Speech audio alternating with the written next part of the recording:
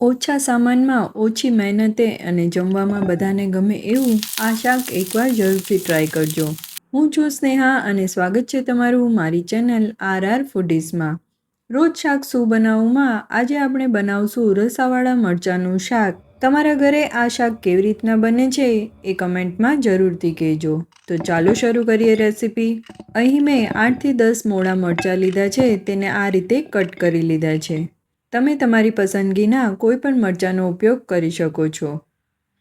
હવે મસાલો બનાવવા માટે 1 ચમચી ધાણા, 1 ચમચી વરિયાળી, 1 ચમચી જીરુંને આપણે અધકચરું વાટી લઈશું. આ શાકમાં આ મસાલો જરૂરથી ઉમેરજો, આનાથી શાકનો ટેસ્ટ અનેક ગણો વધી જાય છે. પછી આપણે 3 થી 4 ચમચી જેટલું મીડિયમ ખાટું દહીં લઈશું. વધારે પડતું ખાટું દહીં નહીં લઈએ, પણ મીડિયમ ખાટું હોય તો શાકનો ટેસ્ટ ખૂબ જ સરસ આવશે.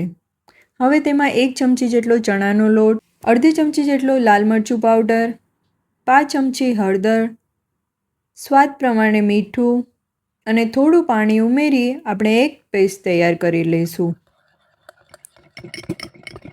હવે પેનમાં 1 ચમચી જેટલું તેલ ગરમ કરી મરચાંને ઉમેરી સાથે ચપટી જેટલું મીઠું ઉમેરી મરચાંને આપણે 50% કૂક થાય તેટલા ચડવા દઈશું.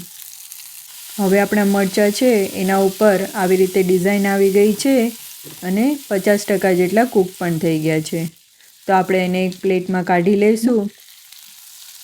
સેમ પેનમાં ફરી 1 ચમચી જેટલું તેલ ગરમ કરી તેમાં રાઈ, હિંગ સાથે આપણે બનાવેલી દહીંની પેસ્ટને ઉમેરી સતત મિક્સ કરતા રહીશું, જેથી કરીને તેમાં ગાંઠા ન પડે. પછી તેમાં અડધા ગ્લાસ જેટલું પાણી ઉમેરી ફરીથી તેને બરાબર મિક્સ કરી લઈશું. હવે તેમાં તૈયાર કરેલો 1 ચમચી જેટલો મસાલો ઉમેરી તેને પણ મિક્સ કરી લઈશું.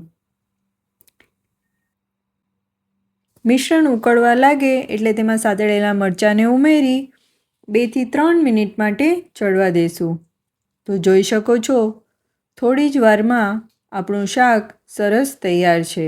આ શાકમાં મેં ખાંડનો ઉપયોગ નથી કર્યો, પણ જો તમારે ખાટું મીઠું શાક ભાવતું હોય તો તમે આ સમયે આમાં થોડીક ખાંડ પણ ઉમેરી શકો છો.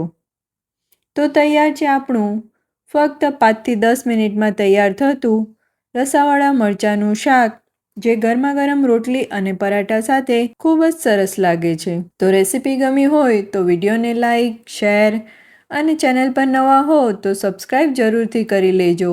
ફરી મળશું આવી જ નવી ટેસ્ટી રેસીપી સાથે. આવજો.